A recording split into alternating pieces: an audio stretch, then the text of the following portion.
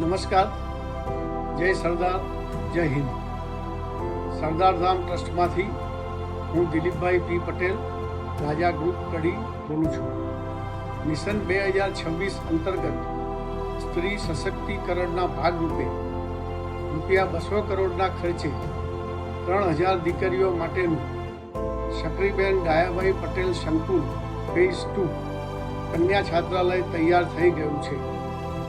આ ભવનનું લોકાર્પણ તારીખ 24/8/2025 રવિવારના રોજ સાંજે 4:30 કલાકે ભારતના ગૃહમંત્રી શ્રી અમિતભાઈ શાહ સાહેબ અને આદરણીય મુખ્યમંત્રી શ્રી ભૂપેન્દ્રભાઈ પટેલની ઉપસ્થિતિમાં થવાનું છે.